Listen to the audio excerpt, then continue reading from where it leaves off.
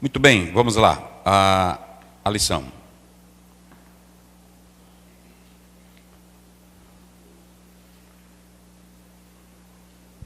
Lição de número 12. Texto áureo. Grande é esse mistério, digo, porém, a respeito de Cristo e da igreja. Efésios 5:32. Sim. Verdade prática. A noiva de Cristo não pode ser mundana, pois ela é a guardiã da verdade revelada, e suas vestes devem se manter imaculadas para as bodas do Cordeiro. Muito bem. Se ele está falando que a igreja ela é a guardiã. O que quer dizer isso, pastor Aziel? É que quem é guardião, quem é protetor, não pode se comprometer. Não é isso? Tem que primar pela verdade, pela justiça, pela santidade. Então, nesta terra, a quem foi outorgado, a quem foi dada a verdade? A igreja do Senhor Jesus. Essa igreja, como instituição divina, ela não pode macular tais verdades, porque ela é a guardiã da palavra de Deus. É isso que a nossa verdade prática, ela está dizendo que a noiva de Cristo, ela não pode ser mundana. Ou seja, se a igreja de Cristo, que é colocada para ser aquela que faz apologia da verdade, ela se compromete nessa verdade, então acabou. Ela não é noiva pura, ela não é igreja pura, e assim ela perde a sua essência. É como um órgão, por exemplo, da OAB, que é chamado para julgar, e ele não julga corretamente, o que o povo vai pensar? Que não presta. O descrédito total. Então, cada órgão tem que ter a sua verdade, a sua transparência, e assim é também relativo em relação à igreja do Senhor Jesus. Ok? Vamos à primeira passagem bíblica, 1 Timóteo 3. Timóteo 3:14. Escrevo-te estas coisas, esperando e ver-te bem depressa. Mas se tardar, para que saibas como convém andar na casa de Deus, que é a igreja do Deus vivo, a coluna e firmeza da verdade. E sem dúvida alguma, grande é o mistério da piedade. Aquele que se manifestou em carne foi justificado em espírito, visto dos anjos, pregado aos gentios, crido no mundo e recebido acima na glória. Muito bem. Você tem aqui a expressão episcopon anepilepton. Episcopon anepilepton. Essa expressão é bispo irrepreensível. A leitura que o pastor faz, por que ela é cabível nesse texto? Porque nós estamos falando da igreja do Deus, mas ela sendo. Então, o que é importante para a igreja ser a igreja do Deus vivo? A primeira coisa que nós podemos analisar é aqui, né? O primeiro? 3,14, né? Muito bem. A razão da exigência de qualidades para a igreja. Se vocês analisarem, o apóstolo Paulo, ele começa o capítulo 3 falando das qualidades que a igreja deve ter, ouçam bem isso, para ela dar um bom testemunho perante onde? Perante quem? A comunidade. Perante quem? O mundo. Veja que a igreja, ela é chamada para ela ter um testemunho adequado. E esse testemunho, ele só é possível se no meio desta igreja, no seio desta igreja, tiver o quê? Pessoas de quê? Puxa bem. Ter pessoas de Vamos lá. Ter pessoas de quê? De qualidade. Então, como é que eu sou, ou como é que eu quero ser a igreja do Deus vivo, e no meio dela tem homens sem caráter, tem líderes comprometedores, falsos, mentirosos, adúlteros, homens cheios de prostituição. No meio da igreja tem uma mocidade contaminada pelo pecado, que quer imitar o mundo, que quer imitar o pecado. Como é que você vai ser igreja de Deus? Deu para entender agora? Observem bem, quando você começa o capítulo 3, vamos lá, como é que diz o início do capítulo 3? Esta é uma palavra fiel. A palavra de Deus, ela é fiel, ou seja, Deus não compromete a sua verdade para beneficiar A ou B. A palavra de Deus, ela não pode ser adulterada, ela não pode ser modificada, ela não pode ser maculada, ela é fiel. E quem se apega a essa palavra fiel, tem promessas cumpridas para a sua vida. E jamais Deus lhe deixará sozinho. Agora, o apóstolo São Paulo, ele começa dizendo que nós que quisermos de fato ser a igreja de Deus, tem que começar com qualidades gloriosas. Ou seja, na igreja o líder tem que prestar, o diácono tem que prestar, a líder do ciclo de oração tem que prestar, a mocidade tem, o diácono tem, e a mulher do diácono também tem que prestar. Ou seja, o que torna uma igreja bela, olha para cá. Tu está filmando, Caio? Bota para cá. O que torna uma igreja bela, atrativa, não são seus templos, não é a sua teologia. O que tem de teólogos que são belos na arte de interpretar, na logicidade do texto, na efervescência, mas é mau caráter, compra fiado e não paga, bebedor de cachaça, de uísque, raparigueiro, e aí ele diz que está falando do Evangelho. Há muitos que estão falando do Evangelho, há muitos que estão cantando o Evangelho, mas não têm qualidade de vida. Jesus te chama para ser luz, Jesus te chama para ser sal, Jesus te chama não para estar debaixo do alqueire ou da cama, mas no velador, para que vejam as vossas boas obras e glorifiquem ao Pai que está onde? Nos céus. Então olhe para cá, igreja, olha para cá, bota para cá, Caio. Igreja não pode ser clube de homens desviados, igreja não pode ser casa de bagunça, casa da mãe Joana, igreja não pode ser parque e nem circo de palhaço para estar no púlpito com gracinha. Igreja é a casa de Deus, e para ser igreja de Deus, olha para cá, para ser igreja de Deus, para ser igreja de Deus, tem que ter exigências de qualidade. Tem irmão que anda dizendo assim: olha, nós estamos visando o reino. Aí bota todo tipo de cara que não presta para ser pastor, bota todo tipo de mulher para estar no altar. Tem deles que só criticam os políticos quando estão no altar. Eu já vi um bocado de crente, mas ele também é um fofoqueiro lá no bairro, é uma fofoqueirazinha de primeira lá no bairro, compra fiado e não paga. O Senhor, Ele não te chama para carregar o nome dEle e ter uma vida maculada. Ele te chama para carregar o nome dEle, para as pessoas olharem para você e dizer: ali está um filho de Deus. Eita glória! Ali está um servo de Jesus Cristo. Então, a primeira coisa é que o Senhor, Ele quer construir a igreja dEle, mas para entrar nessa igreja dEle, há o quê? Diga aí vocês bem forte, há o quê? Eu vou dizer uma coisa para vocês, hoje não é o evangelho que está perdendo a essência, porque o evangelho é inalterável, ninguém muda ele.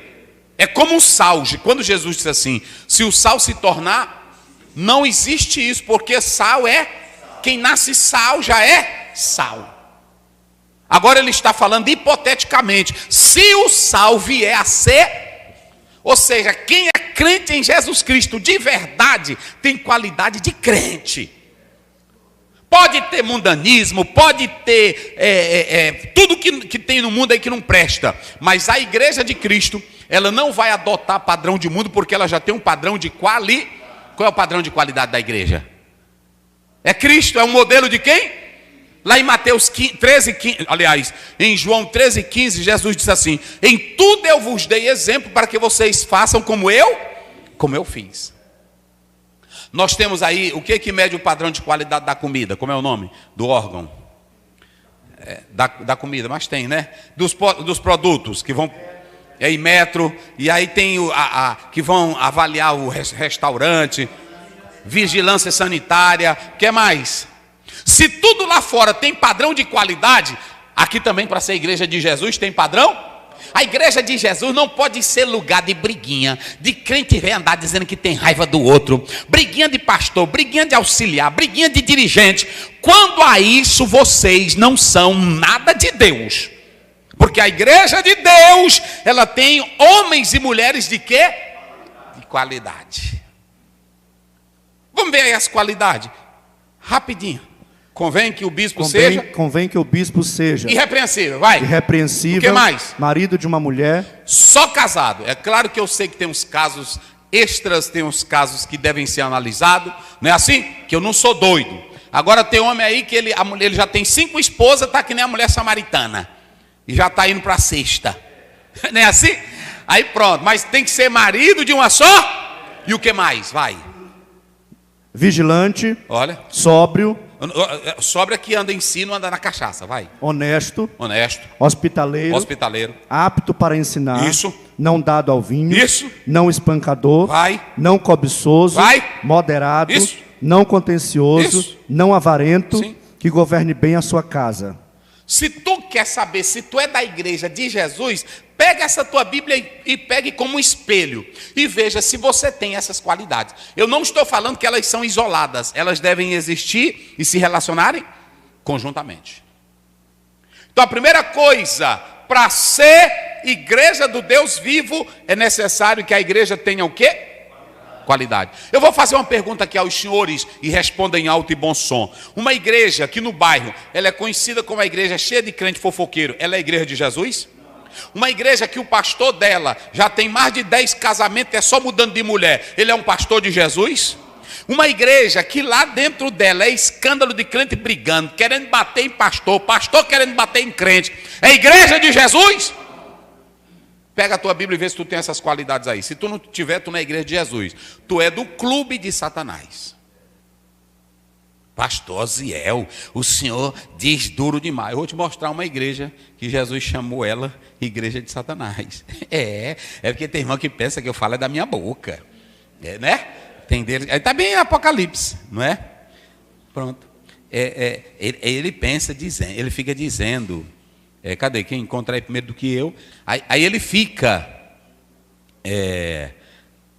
Essa igreja, mas ela está bem aí. Deixa eu ver aqui. Ela já estava seguindo. O Pérgamo, né? Vai, lê. Eu sei as tuas obras, onde habitas, e que é onde está o trono de Satanás. Então veja bem, tem igrejas que elas não seguem a doutrina bíblica, não é a igreja verdadeira. Segundo, vamos lá, a igreja ela foi colocada na terra para revelar a vontade de Deus. Olhe para cá, como é que a igreja, pastor Zéu, revela a vontade de Deus? Como é que a igreja, para que a igreja existe? Qual é a missão da igreja? Revelar a vontade de Deus ao homem. E olha aqui o que eu coloquei aqui, ó. Ela revela por meio da doutrina. Quem quiser saber a vontade de Deus, o plano de Deus, o projeto da salvação de Deus, a bênção de Deus, está tudo na palavra, no Evangelho. Como é que diz? Eu sei as tuas obras, tribulação e pobreza, tu és rico, e a blasfêmia do que se dizem judeus, e não são, mas são sinagoga de Satanás. Opa! Aqui eu não falo nada da minha boca, aí é o Apocalipse. Apocalipse 2:8. 2:8. Essa igreja aí era o que Jesus disse dela? Sinagoga de Satanás. Sinagoga! Olha pra cá, tu tá filmando, Caio? Bota bem aqui.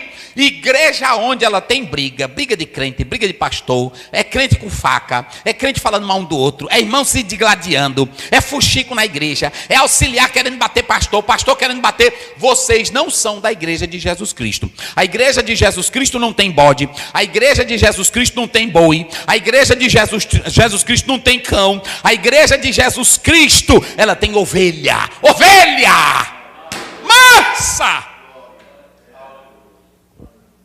Sinagoga de... Porque tem irmão que fica, pastor, que palavras grosseiras. Pô, rasga a Bíblia. Jesus, eu não chamo vocês de igreja, eu chamo vocês de quê? Sinagoga de... Eu vou piorar para ti. Vamos lá, 1 Coríntios 3:3, corre lá, rapidinho. Só para mostrar o que é a igreja de Deus e o que é a congregação de Satanás. Porque ainda sois carnais. Hein? Carnais. Vai. Pois havendo entre vós inveja, contendas e dissensões, não sois porventura carnais e não andais segundo os homens? Pronto. Ou seja, Paulo está dizendo, vocês andam dizendo que tem dons, vocês andam dizendo que tem poder de Deus, vocês andam dizendo que tem mistério, não é assim? Mas vocês não passam de quê? carnais e vocês ainda não foram transformados, vocês são como os ímpios. Aí, eita meu Deus, aqui tem coisa para nós hoje. Agora, como é que uma igreja que ela é a guardiã, por que ele usou guardiã? Porque quem tem a palavra de salvação na terra? Quem é que tem? Fale bem forte vocês, quem é que tem? Quem é que tem a verdade para o mundo? Quem é que tem a mensagem de salvação para o mundo? Quem é que tem a mensagem de santidade para o mundo? Quem é que tem a mensagem de vida eterna? É a igreja. E se essa igreja ela não tem homens de qualidade, como é que ela vai pregar a verdade? Porque esse negócio de dizer, olha, não importa quem eu sou, o que importa é que eu estou pregando. Não, a mensagem através do mensageiro, tanto a mensagem tem que ser pura como o seu mensageiro. Não invente essa não. Então, a igreja está na terra para revelar a vontade de Deus a quem? E se essa igreja, como é que essa igreja, ela vai, como é que um pastor, como é que um membro, como é que um irmão vai revelar a vontade de Deus quando esse irmão é comprometedor? Quando esse irmão não tem caráter, quando essa irmã não tem caráter, quando esse irmão é de briga, quando esse irmão é de encrenca, não vai conseguir revelar a vontade de... A igreja, meus irmãos, ela existe para isso, está aí no próprio texto bíblico. Ela é escolhida para revelar a vontade de Deus. Ela é esse instrumento, é através da igreja que a doutrina é pregada, é através da igreja que o amor é revelado, é através da igreja que o mundo vai ver a luz de Jesus. Vocês sabiam que quando Jesus enviou os discípulos, ele disse, eu estou enviando vocês. Vamos ver aí Mateus 10, 30, rapidinho, corre aí, vamos ver lá. Mateus 10, 30, vamos ver o que diz. 10, 30. E até mesmo os cabelos da vossa cabeça, todos estão contados. 33, vai. 33. Mas qualquer que me negar, diante dos homens, eu também o negarei diante do meu Pai que está nos céus. Pronto. Então, Jesus foi quem enviou, e nesse próprio texto ele está dizendo aí, eu envio a vós, e quem recebe a vós, recebe a mim. Não é isso? Quem recebe é o 16, não é isso? Vai, olha aí. Eis que vos envio como ovelhas ao meio de Ele não lobos. enviou como bode. Ele não te envia como bode. Ele não te envia como chifrador, boi chifrador. Ele não te envia como pitbull. Olha para cá. Jesus, ó, tu tá filmando, Caio. Bota para cá. Na igreja ou na sinagoga de Satanás, eu vou dizer o que tem dentro dela. Na igreja da sinagoga de Satanás tem o preá. Na igreja da sinagoga de Satanás tem o porco espinho, que é só para jogar o quê? Só para jogar espinho. Tem a cascavel, tem ou não tem? Tem a coral. Agora, na igreja de Jesus só tem ovelha. Só tem ovelha. E quando ele envia como ovelha. E aí como é que ele diz? Vai. Portanto, sede prudentes como as serpentes e simples como as pombas. Pronto. Então ele diz, se eu estou enviando a vós, é como se eu estivesse indo. E aí quando você vai para Atos capítulo 9, a voz bradou, Saulo, Saulo, por quê? Aí ele podia dizer, não estou te perseguindo, eu estou perseguindo os crentes. Aí ele disse assim, olha, porque tu me... Aí ele gritou, e quem és? Aí ele disse, eu sou Jesus. Eita, glória a Deus. Vamos lá. Então a igreja, ela é um instrumento de Deus. Isso aqui é muito sério, gente. Bota para cá, Caio. Querido, isso aqui é muito sério. Como é que uma sociedade ímpia, pecadora, uma sociedade sem Deus, corrupta, uma sociedade que pratica todo tipo de males, todo tipo de sexo, todo tipo de imoralidade, que aprovam o que não convém, como é que essa sociedade vai olhar para nós? Olhe para cá como isso é sério. Como é que essa sociedade vai olhar para nós e crer em nós como instrumento de Deus quando nós não estamos sendo de qualidade? Entendeu, pastor Adalberto? Vocês entenderam?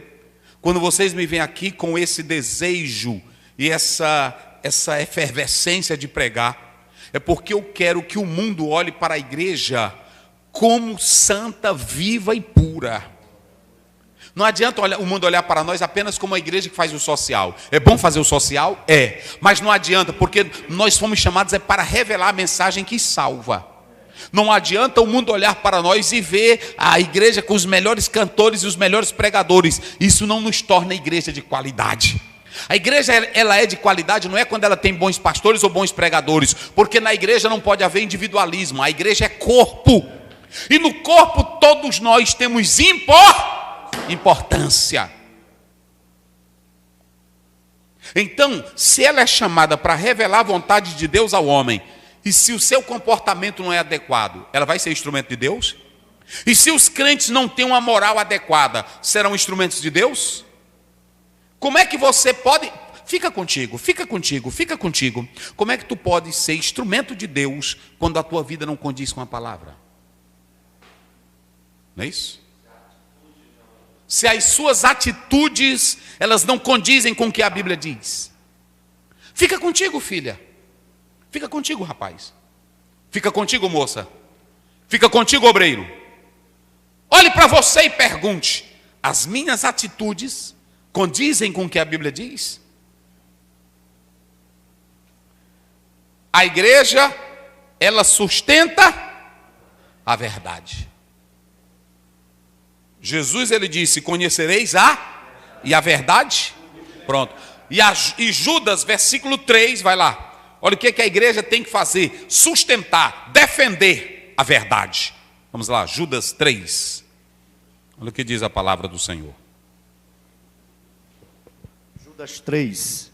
Amados, procurando eu escrever-vos com toda a diligência acerca da comum salvação, tive por necessidade escrever-vos e exortar-vos a batalhar pela fé que uma vez foi dada aos santos. A igreja de Cristo, ela é chamada para sustentar a verdade.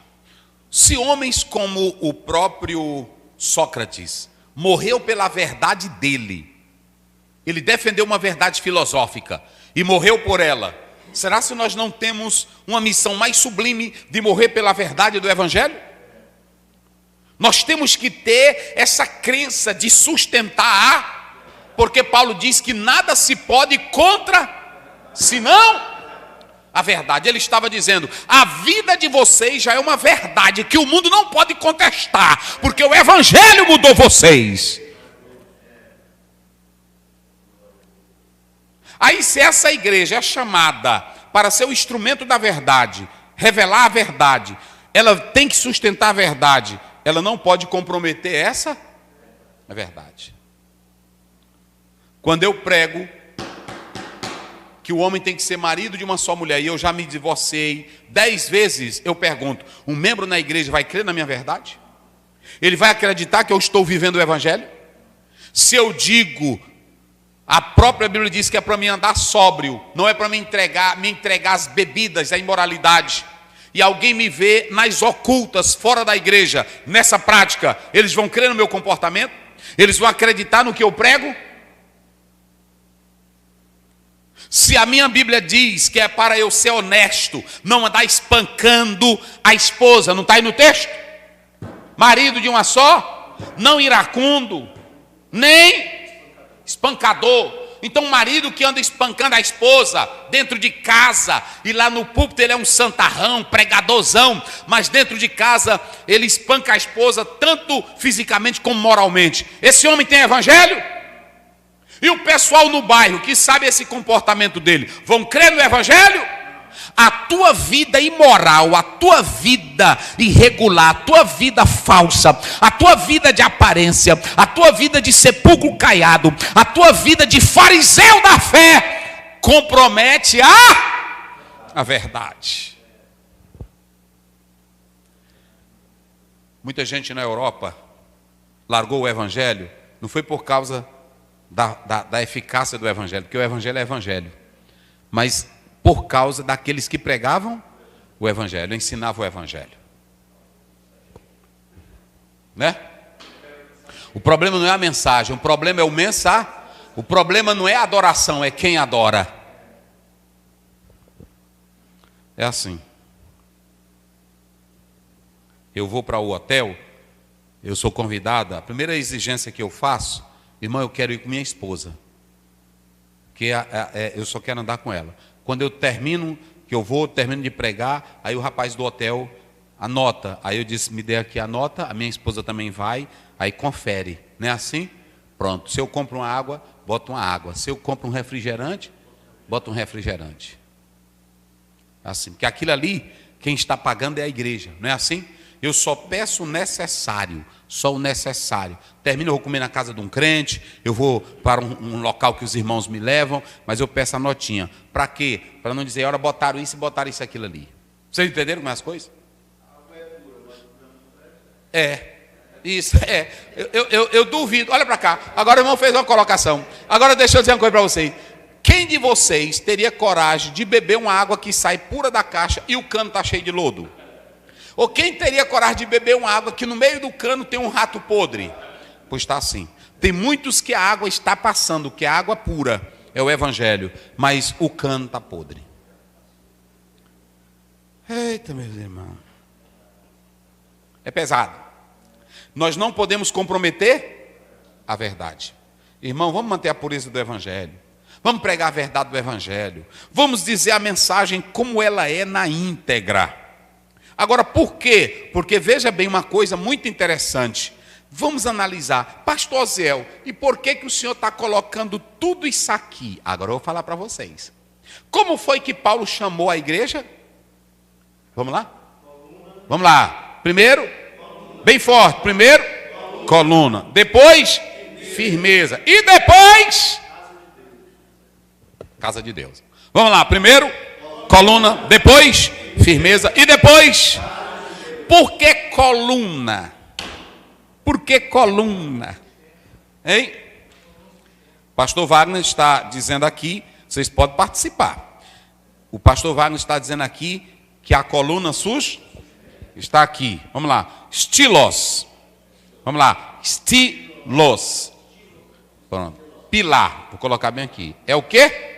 Pilar. Só que há uma coisa. No meio de uma casa, de uma construção, no meio de um pátio, se tiver uma coluna, qual é a primeira ideia que uma pessoa tem que a coluna está no meio da casa? Hã?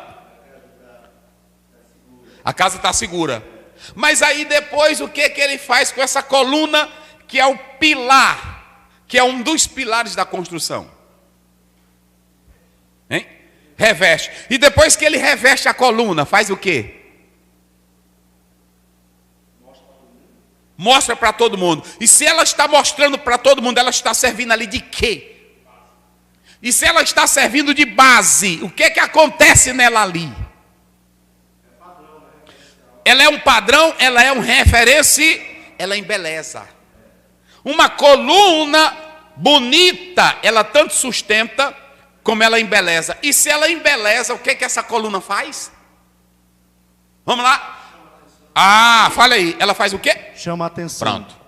Quando Paulo diz que a igreja é coluna, ele não diz que a igreja está escondida, ele não diz que a igreja está oculta, ele diz que ela é uma coluna que sustenta a verdade, mas a beleza da qualidade dela atrai quem olha para ela. Eita, rapaz. O que lá, olha para cá. O que atrai os incrédulos lá no seu bairro? O que atrai uma pessoa para ir à igreja? Será que vocês estão atraindo só pelos gritos, pelos pulos, pelos exageros, pelo escândalo, ou vocês estão atraindo por causa da verdade que é em vocês? Por causa da essência do evangelho? Eu sou o seguinte, eu digo aqui para os senhores, filma aqui a cara deles. Eu quando vou pregar o evangelho, eu estou pregando o evangelho, eu não estou me importando quem pula, eu não estou me importando quem grita, eu não estou me importando quem faz zoada ou não. Porque na tese 54 de Lutero, ele dizia que se o teu sermão não for a Bíblia, o teu sermão não presta. Entenderam agora? Eu não quero estar no púlpito com a minha filosofia. Eu não quero estar no púlpito com os meus argumentos. Eu não quero estar no púlpito inventando profecias. Eu quero estar no púlpito fazendo o quê? Pregando porque só isso aqui salva. Só isso aqui transforma. Só isso aqui renova. Só isso. Não se preocupe. Olha para cá, bota para cá. Recado de Deus para os pregadores do Brasil. Não se preocupe em rodopiar, gritar, fazer o povo ver que tu é homem de Deus. Tu és homem de Deus é quando tu tem compromisso em sustentar a verdade. Tu és homem de Deus quando tu tem compromisso de pregar. Não é para fazer zoada, para atrair gente, para fazer agenda. Hoje tem pregador que é um circo na igreja. Não é assim? Aí pronto, corre, não é assim? Aí ele pula, levanta a mão em você. Aí ele passa, pronto, aí pronto, pronto, receba, aí derruba. Isso é show, é palhaçada. Homem de Deus entra na igreja para fazer o quê? Diga bem alto vocês. Para fazer o quê? Se isso aqui não tocar coração, a tua zoada não toca, filho. Se isso aqui não mudar a vida, é por isso que quando tu sai, tem crente que faz uma zoadinha, passa 2, 3 dias, mas no outro dia ele está no mesmo pecado. É assim ou não é? Eu quero pregar evangelho, é que o crente esteja lá, e é como diz um autor, me fugiu agora aqui o nome dele, é que a palavra provoque mudança e te desafie. Rapaz, eu ouvi aquela palavra, eu estou adulterando, eu estou tendo um caso escondido da minha esposa, mas hoje eu vou confessar. O evangelho? Pronto, o camarada ouvindo a palavra, rapaz, eu estou devendo todo mundo lá no bairro, mas eu ouvi essa palavra hoje, amanhã, eu vou vender o que eu tenho e vou pagar tudo para não escandalizar o evangelho. 1 Coríntios 10, 32, rapidinho. Eita glória! Vamos lá. 1 Coríntios 10, 32. Olha o que Paulo diz. Portai-vos de modo... Para aí, pastor. Como é que diz? Portai-vos de modo... Tem outra tradução aí, vocês podem procurar aí, só para complementar. Portai-vos... De modo de que não deis escândalo. Sim. Nem aos judeus... Para aí. Não deu o quê? Escândalo. Vai. Nem aos judeus... Nem o que mais? Nem aos gregos... Vai. E nem à igreja de Deus. O cristão tem que ter uma vida. Olha aqui, tu está pensando que eu falo da minha boca? Tu pensa que eu invento? Eu estou com a Bíblia. O cristão não pode causar escândalo a 3 classes: a judeus, aos gregos e nem à igreja de... Você que também está dentro da igreja não pode causar escândalo. E quando você briga, e quando você... Olha, tem coisa que a cada dia eu fico decepcionado. Eu venho pregando aqui, ensinando a cada dia. Não torneis causa de... Ou seja, a tua vida irregular, a tua vida de mentira, a tua vida ilegal, a tua vida de comprar fiado e não pagar, a tua vida de estar dentro da igreja, estar adulterando, a tua vida de cobrar altíssimo para cantar e pregar, causa escândalo aos mais simples da fé. É colocar o quê? Tropeço. Está aí. Eita Deus. Né? E no tropeço, não sei se está aí no grego, como é que diz aí a frase no grego? Aí é o quê? 1 Coríntios, não é isso? 10? 10, 32, não é isso? Cadê? 10, 32, não é isso? Está aqui. Está aí. A proscopoi. Ou seja, essa tradução que o pastor Wagner leu aí, a proscopoi, ela quer dizer causador de tropeço, não causadores de tropeço. Está correta essa tradução. Então ele diz, não vivam de uma maneira que cause escândalo. E aí, olha como é que ele diz. Ele diz que a igreja ela é o quê? Coluna. Depois ele diz que ela é o quê? É draioma. Olha aí, você pegar isso aí. É draioma. Essa palavra aí, vamos lá. 1 Timóteo. Qual é o versículo aí? 3,15. 3,15, está aí. É draioma, vocês sabem o que quer dizer? Inabalável. Olha aí, inabalável do ensinamento. Ou seja, essa coluna, ela é atrativa, ela é bela. Mas a beleza dessa coluna é o fundamento dela. É draioma. E esse é draioma que está aí no texto é inabalável. É firme. Tu tem que ser belo, para atrair. Eita, crente lindo. Rapaz, aquela irmã, o jeito dela é linda. O jeito daquele irmão pregar é bonito. O jeito daquele irmão cantar é bonito. Só que não é só jeito, não. Você é draioma. Você tem, sabe o quê? Estabilidade. Não é só um crentinho que faz zoada, não. Suporte. Fundamento. Tem irmão que ele é uma zoadona, que até diz, eita rapaz, homem que prega bonito, mas não tem fundamento nenhum. Não tem base nenhuma. Por isso que lá em 1 Coríntios 15:58 diz, meus irmãos, sedes. Eita, vai lá, diga aí vocês, vou botar bem aqui. Seja o quê? Firme. O que mais? Constante. Olha, constante. O que mais? Abundante. Olha o tanto de qualidade num crente que é fundamento. Ele é firme, ele é constante e ele é. Veja se tu tem essas três coisas na tua vida.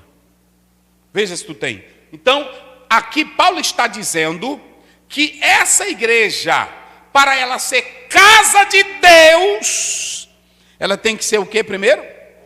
Coluna atrativa. Ela tem que ter o quê? Firmeza, inabalável na fé, e ela tem que andar na verdade.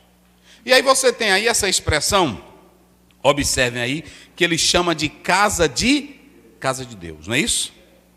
Casa de Deus. O mais importante aí, meus irmãos, quando a gente observa essa expressão, casa de Deus, eu coloquei aqui, só para os irmãos terem uma ideia, né? Casa de Deus. Essa expressão casa de Deus, ela está mostrando claramente que Deus é o dono desta casa. Isso é um genitivo, ok? Qual é o versículo aí? É 15, né? 3:15. Ela é casa de Deus. É muito. Como convém andar na casa de Deus? É Hebreus 3:15. Aliás, 1 Timóteo 3:15. Ela é a casa de Deus. Essa casa de Deus, aqui na verdade, ela é do próprio Deus. E como ela é do próprio Deus, é bom que cada obreiro saiba como andar dentro desta. Olha para cá. Pronto, essa casa não é tua. Essa casa é do próprio. Então o pastor tem que saber como é que está andando dentro. Se tu andar de modo errado, ele te mata. Porque quem é o dono da casa? Se tu não andar correto, ele te expulsa de dentro da. Quem é o dono da casa? Olha para cá. Até Moisés era consciente disso. Vamos lá, pastor. 3:6 de Hebreus. Vamos lá. 3:6. Mas Cristo, como filho, sobre a sua própria casa. Quem é o dono da casa? Cristo. Vai. A qual somos nós. Se tão somente conservarmos firme a confiança e a glória da esperança até o fim. Se tu conservar firme a confiança até onde? Até o fim, Deus vai te honrar. Mas se tu não souber como andar dentro... Olha para cá, bota para cá, Caio. A casa não é tua. Tem um hino aí. Esta casa, sua casa, ela é para você. Vamos. Jesus, é bonito, vai. Esta casa, uma casa, ela para você, Jesus. Aí como é que diz? Apareça, não me cresça, do mar, vem, fique de pé, vamos ver isso. Vamos fechar os olhos. Cresça,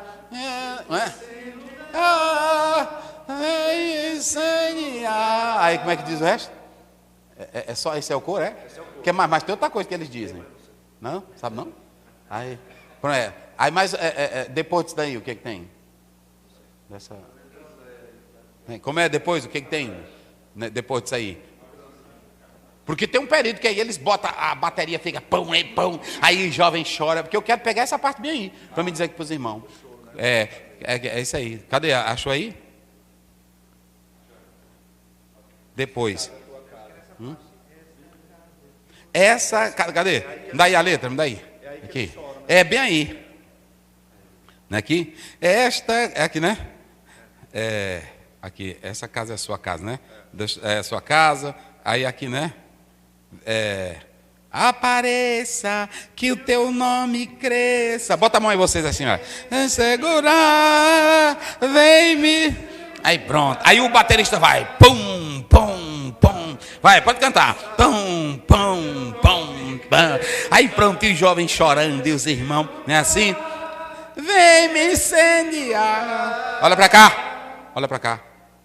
Não é assim não. Tu é que tem que saber como é que tu tá andando. Não é ele aparecer não. É tu procurar andar na verdade, em santidade. Tu tem que saber que a casa é. E para tu entrar nessa casa, a regra é dele, a vontade é a dele, a norma é a dele, a palavra é a dele, a verdade é a dele. Para tu entrar nessa casa, Deus não pede favorzinho para ti. Para tu entrar nesta casa, venha o teu, Mateus 6,10, seja feito o quê? Ou seja, não é você cantar só isso aqui não, isso aqui é bonito, obrigado irmão, isso aqui é bonito, apareça, que o teu nome cresça, é verdade, mas a casa aqui é a dele. Quem pediu para entrar foi você. Então se tu entrou, a regra é dele, a vontade é dele, o poder é dele, a palavra é dele, a verdade é a dele, a norma é a dele, a santidade é a dele. Tu é quem deve saber como. E o mais interessante, irmãos, se vocês analisarem, olha aqui, digam comigo, eides. Vamos lá, eides. Porque aqui é uma vogal fechada, vamos lá, eides. Como é que diz? Aí é o perfeito subjuntivo auristo, quer dizer, ter conhecimento necessário para alcançar o alvo. Olha aqui, ó, é ter conhecimento necessário. Quem tem que saber quem é a casa sou eu. Quem tem que saber qual é o alvo da casa sou eu. Quem tem que saber como andar, olha para cá. Se tu tá dentro da casa causando escândalo, causando fuxico, causando o que não presta, o dono da casa vai te matar e vai te expulsar de dentro da. Eu pergunto aqui, Deus expulsou Adão e Eva? Falem vocês, ele expulsou. De onde? Mas vamos pegar a casa. Ele expulsou de onde? A casa não é tua, rapaz. Tu tá com molecagem dentro da casa, bota pra cá, Caio. Tu tá com molecagem dentro da casa, ele vai te tirar da casa. A casa é dele. A ordem aqui é a dele. A pata nele, vamos lá, Gênesis 3, 17 em diante. Vai lá, só para vocês analisarem. Porque tem irmão que pensa, não, é porque a casa aqui é dele. Tu entra se tu quiser. Como convém andar, vai. E Adão disse, porquanto deste... Pode seguir, é lá o finalzinho, disse, lá no finalzinho. Lá no finalzinho. Era a mãe, fez, se vestiu. 23. Isso, vai. E o Senhor Deus lançou fora do jardim do Éden. Para aí, pastor, para aí. Deus fez o quê? E o Senhor Deus, pois, o lançou fora. Tu não está falando errado, não? Mas Deus não é amor? É, mas é o dono da casa, né?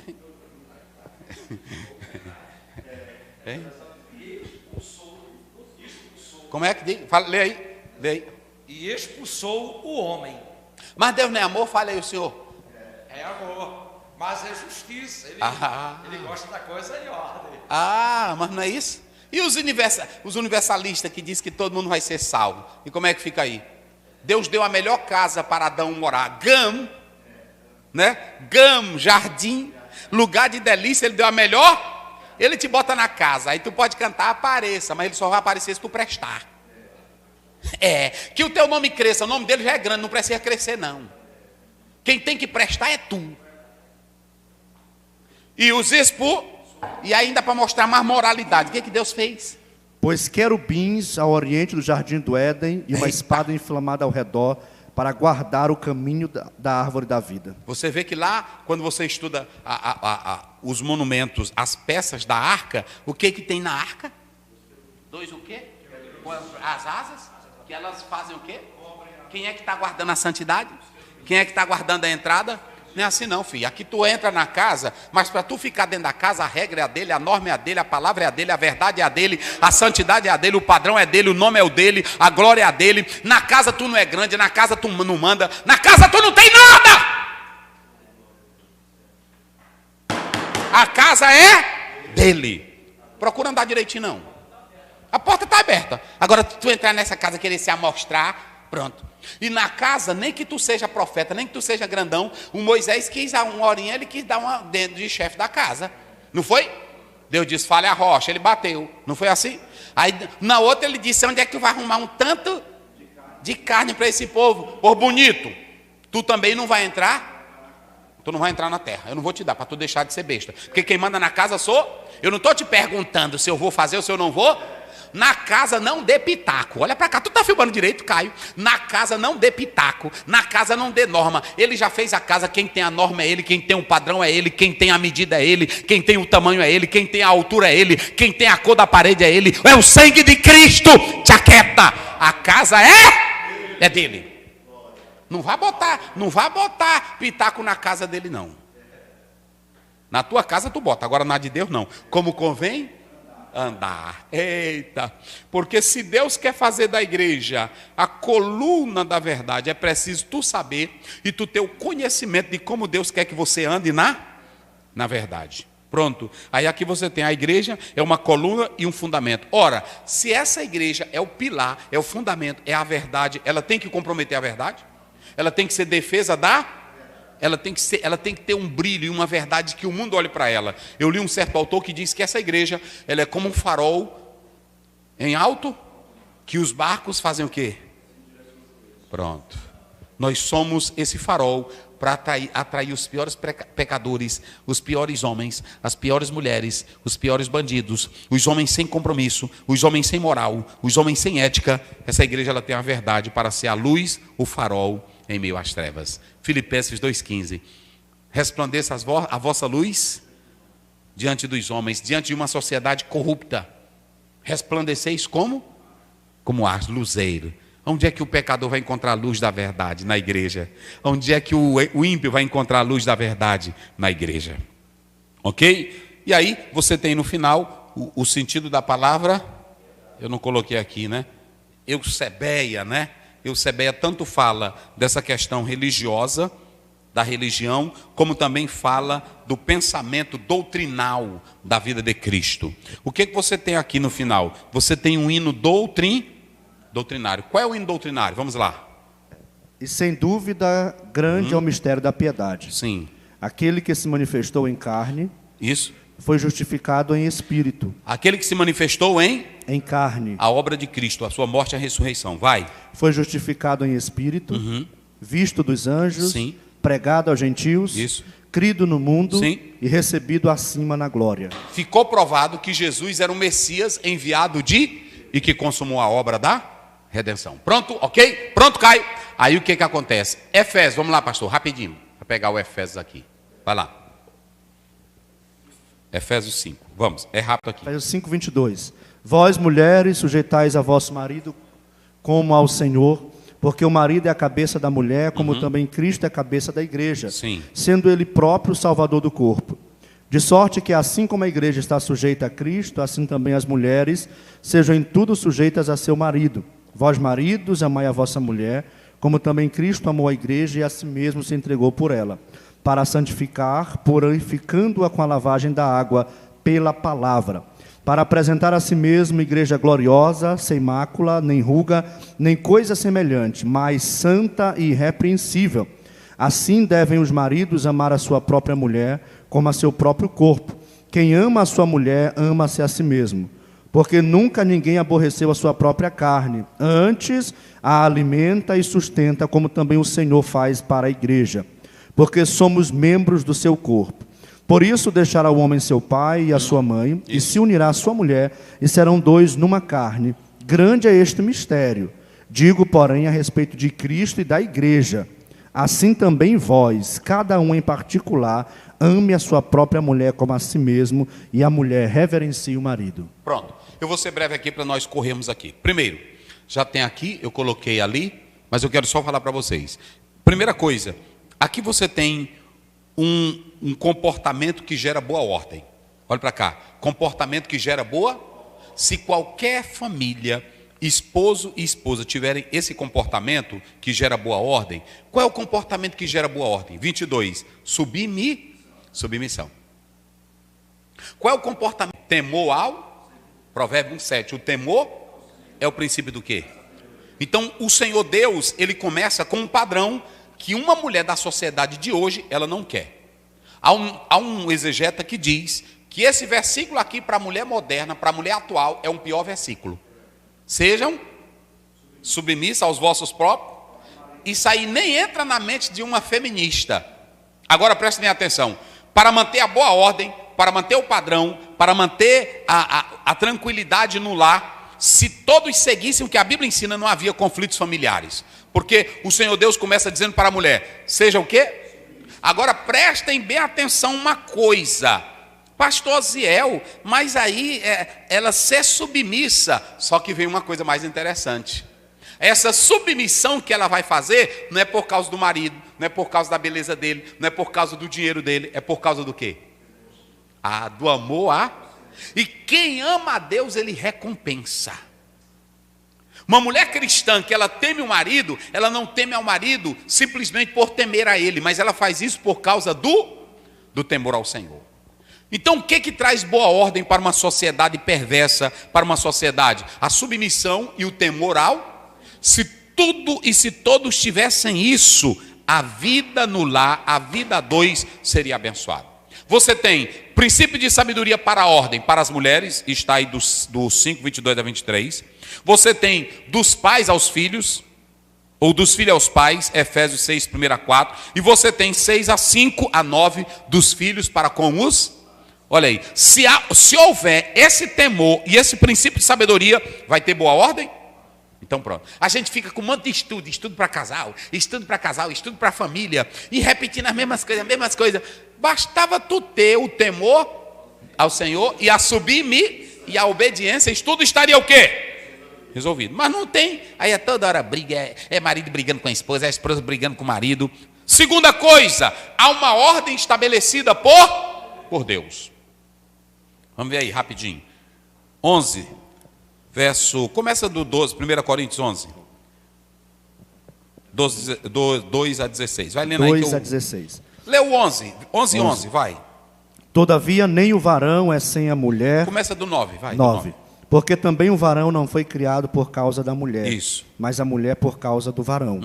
Portanto, a mulher deve ter sobre a cabeça sinal de poderio, por causa dos anjos. Isso. Todavia, nem o varão é sem a mulher, nem a mulher sem o varão no Senhor. Porque como a mulher provém do varão, assim também o varão provém da mulher, mas tudo vem de Deus. Isso. Pronto. O 16, verso 16. 16. Mas se alguém quiser ser contencioso, nós não temos tal costume e nem as igrejas de Deus. Aí nós falamos que a igreja é a casa de... Quem está na casa de Deus, uma mulher que está na casa de Deus, ela é saliente? Uma esposa que está na casa de Deus, ela é para frente? Um marido que está na casa de Deus é bruto? Um marido que está na casa de Deus é cavalo? Um marido que está na casa de Deus espanca a esposa? Então ele estabeleceu uma ordem. Qual é a ordem? Deus, Cristo, homem e a mulher. Qual é a ordem? É o homem na casa. Olha para cá que eu vou dizer uma verdade. Na casa, o homem, ele é o chefe.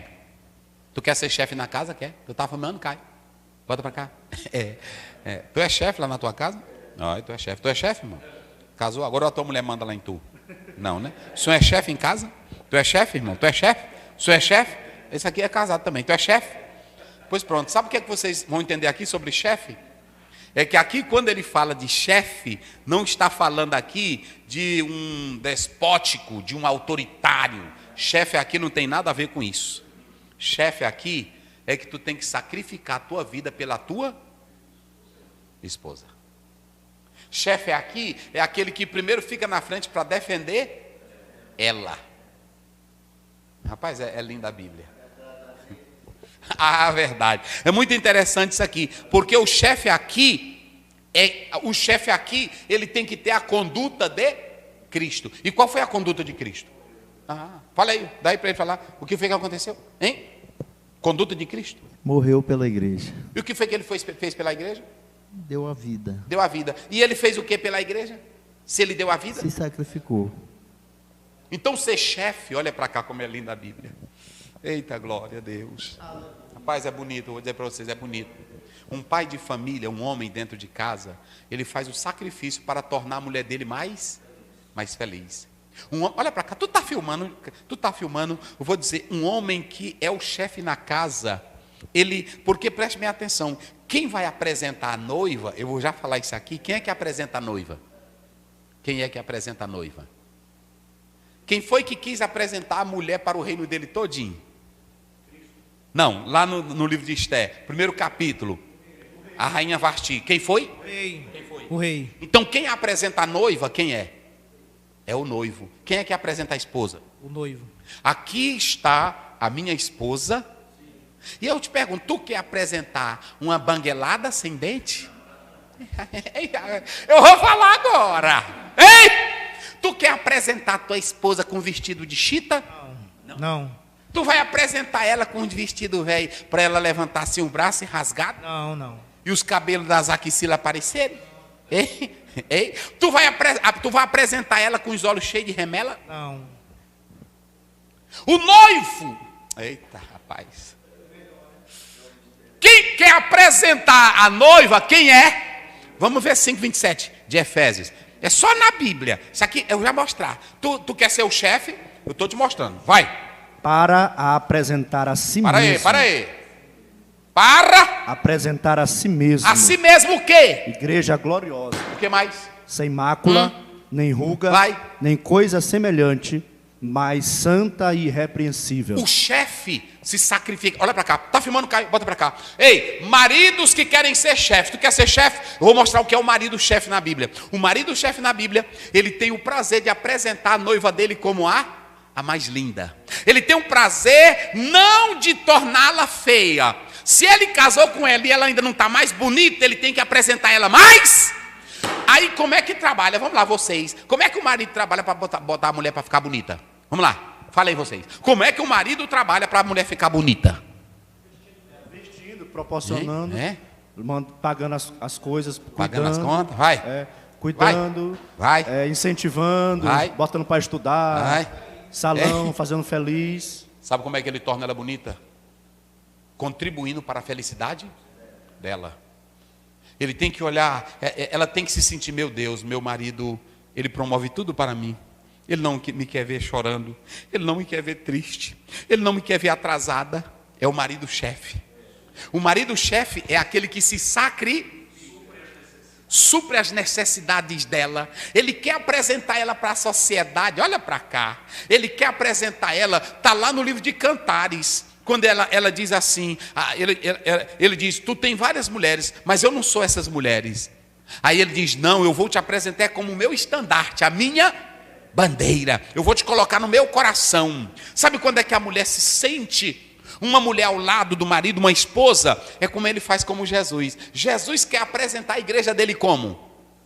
Santa, sem mácula e nem... Mas o que é que ele faz para ela não aparecer diante de Deus banguelada, sem dente? Tem marido, irmão, que a mulher dele, os dentes dela, ela fica até... Eu já vi muita mulher que vai sorrir. O que ela faz assim? Que não tem dente, a bichinha velha. Tem delas que até usa a chapa, e aí quando você vê, aqui fica uma cava. Uma separação, porque ele não deu um dinheiro para ela comprar uma chapa bem feita. Só anda com o cabelo arrumarrado porque ele não deixa ela ir no salão, nem que... Rapaz, tu quer apresentar a tua noiva, tu quer ser marido-chefe? Marido-chefe, irmão, isso aqui é lindo, eu acho linda a Bíblia. O pastor colocou aqui, ó, no último ponto, né? As armas da igreja do Deus vivo, né? Ela tem que ter zelo pela verdade, e ela tem que ter o ensino da verdade. Agora preste bem atenção, santificação e... O pastor, o irmão César falou agora que ele deu a vida se sacrificando mas além dele dar a vida se sacrificando no Calvário, ele vai dar um estilo de vida para ela ter o que? Santificar, e ela ter para ela não se apresentar a Deus com a mácula e nem... Ou seja, ela não pode aparecer murcha, ela não pode aparecer feia, ela não pode aparecer apagada, ela tem que aparecer como uma noiva. E como é que a noiva se apresenta? Oh, meu Deus. A noiva, ela tem brilho, ela tem sorriso. A noiva, quando ela aparece, é porque o noivo dela torna ela alegre, torna ela sorridente. Jesus Cristo deu a vida no Calvário para produzir primeiro uma igreja pelo sangue. Ele deu a vida para ela ser santa e para ela ser igreja gloriosa e irrepreensível. Ei, maridão, será que tu é desse? Porque tem desse que é só um chefão. Traz a água, lava meus pés, te deita, te levanta, não faça assim. O chefe é aquele que ele se sacrifica para que o filho dele seja o melhor na universidade. Ele se sacrifica. Quantos pais aí não se sacrificam para que o filho se torne um grande engenheiro, se torne um grande advogado? Esse filho vai amar o pai ou não vai? Ele vai gostar do pai ou não vai? Mas tem pai que é dentro de casa, é só gritando como se o menino fosse um moleque, como se o menino fosse um escravo. Isso não é chefe. O chefe da Bíblia é que ele trabalha para ser o melhor. Aí a esposa vai aparecer desse jeito. Ok? Aí qual foi a conduta de Cristo? Como foi que Cristo se sacrificou pela igreja? Ele morreu sofrendo ele deu a sua vida, ele deu o sangue. E aí vem o mais interessante: quando há esse sacrifício, duas coisas acontecem. Vai existir harmonia e vai existir felicidade. Aí pronto, aí nós vamos embora agora. Jesus, ele deu a sua vida para tornar a igreja limpa, para tornar a igreja maravilhosa. Agora, há uma coisa aqui que eu quero falar: a unidade do mistério, que é o final. É a unidade do mistério. Aí Paulo diz, quando ele usa a metáfora do casamento, não é assim? Nesse texto ele está usando a metáfora do casamento, mas ele diz aí, vamos lá, como é que diz? 32. Grande é este mistério. Grande é este? Mistério. Primeiro, lê o 31. 31. Por isso deixará o homem, seu pai e a sua mãe, e se unirá à sua mulher, e serão dois uma só carne. Deixará o homem o quê? Pai e mãe. Pai e mãe. Vamos lá. Aí ele diz o quê? Deixará, portanto, o homem pai e mãe, e se unirá à sua mulher, e serão dois uma carne. E os dois uma só? Carne. Vamos lá. Aqui você tem dois tipos de união. Uma é a união natural. Não é assim? O homem deixa pai e o quê? E une. E os dois se tornam o quê? Uma só carne. Gênesis 2:24. Mateus 19, lá pelo 6 em diante. E quando você também vai lá para Marcos, capítulo 10, 6, a mesma coisa. Não é assim? O natural, o homem deixa, só o homem deixa o pai e a mãe e une-se à sua, e os dois se tornam o quê? Essa união aí de uma só carne, ela já é misteriosa. Por que ela é misteriosa? Vocês aí que são estudiosos. Por que essa união natural, ela é misteriosa? Vamos, quem quer participar? Os estudiosos. Aí ele quer falar. Por que essa união é misteriosa? Vamos lá. É um mistério grande realmente, porque são famílias diferentes, são gêneros diferentes, como que encaixa direitinho. É um grande mistério. Olha aí a colocação dele. Sabe qual é o grande mistério aqui? De onde foi que a mulher foi tirada? De onde foi que a mulher foi tirada? E aí no casamento ela volta para onde? E os dois se tornam o quê? Aí Paulo diz, mas agora o outro mistério que eu estou falando, eu me refiro a quem? Só na união natural já tem mistério, e quanto mais ou seja, sabe o que Paulo estava dizendo? Ele estava dizendo o seguinte: Cristo veio, saiu do céu, veio do Pai, e ele morre na cruz. E ele vai unir quem? Judeus, gentios, gregos, e vai transformar isso na igreja pronto. A igreja passa a ser dele e ele passa a ser isso é chamado de quê? Mysterion. Vamos lá? Mysterion. Sabe o que acontece? Ele está dizendo que aquilo que estava oculto sobre isso aqui, de judeus e gentios, separado, agora todos foram unidos em Cristo Jesus. Entenderam agora? Pronto. Vamos lá. O papel da igreja frente à secularidade. A igreja, ela deve ser a coluna do Deus. Se ele é o Deus vivo, a igreja dele é viva para andar na verdade, na firmeza. Cristo é o fundamento quem é a pedra principal? Quem é a pedra de esquina? Quem é que sustenta a igreja? Jesus disse em Mateus 7, 4, 28 em diante: se essas minhas palavras estiverem em vós, vocês serão bem firmes, não é assim? Nem o vento, nem a chuva, nem os rios vão destruir vocês, porque estão edificados na pedra, na rocha. Mateus 16 em diante, ele disse: eu te digo que tu és Pedro, e sobre esta, ele mesmo, eu edificarei a minha. Então Jesus é tanto o fundador, como também é o quê? A base da igreja. Aqui nós temos as expressões casa do Deus vivo, é a igreja que sai de Deus, porque quem ama é Deus que dá Jesus, e Jesus pela sua morte vai dar origem aí. A igreja ela vem pelo sangue, a igreja ela vem pela água, ela vem pelo arrependimento e ela vem pelo sangue de sacrifício. Então essa igreja, olha aí o tanto de títulos que vem para ela. Vamos lá. Casa de Deus, casa do Senhor, família da fé, família de Deus, corpo de Cristo, templo de Deus, eclesia, assembleia, noiva de Cristo. Isso é tudo daí da igreja. Então, o fundamento da igreja é que ela sustenta a verdade. Ela é a guardiã, que a verdade é o quê? A mensagem do evangelho. A igreja não pode. Que tipo de igreja deve ser respeitada? A igreja que não guarda a palavra, Jesus já está fora dela. A igreja de Laodiceia, Jesus ficou fora. Igreja que não tem verdade, igreja que só tem pula-pula, igreja que não tem evangelho, Jesus está do lado de fora. E a sua verdade, ela já foi corrompida. Olha aqui, verdade, o evangelho não corrompido. Ou seja, é o evangelho que nos transforma em sal e luz. O mistério da piedade. Qual é o mistério da piedade? A pergunta da irmã. O mistério da piedade é que o Senhor Jesus Cristo morre e pela sua morte ele une de um só povo, de vários povos, ele faz um, que é só aí a igreja. Pronto, pelo sangue dele, ok? A síntese do mistério da piedade. Cristo se fez, ele foi justificado que fala da morte, e morreu e ressuscitou, e foi visto pelos, crido e adorado. Pronto, tudo isso aqui se cumpriu em Cristo e pregado aos gentios, ok? Recebendo a glória triunfante no céu, não é isso? Ele foi recebido na glória. Segundo, santificação. Aí nós temos a importância do Calvário, pela morte de Cristo, pelo sangue de Cristo, é que vai nascer a igreja, ok? A importância, o Espírito Santo não nasce a igreja. O Espírito Santo, ele vem para unir o que Cristo já criou, o que Cristo criou. Pelo sangue de Cristo a igreja foi formada. O Espírito Santo mantém a unidade dos santos em Cristo, ok? Então você tem a importância do batismo, Mateus 28:19, Marcos 16:15. O batismo é um ato público que revela a manifestação pública da nossa fé. Pronto. As obras da santificação, a obra da santificação, propósito da palavra de Deus, gloriosa e irrepreensível. Qual é a obra da santificação? A igreja, ela viver separada do pecado. O propósito é termos a santificação para nós sermos como Jesus Cristo é. Ela tem que ser separada e a igreja ela tem que ter uma vida irrepreensível.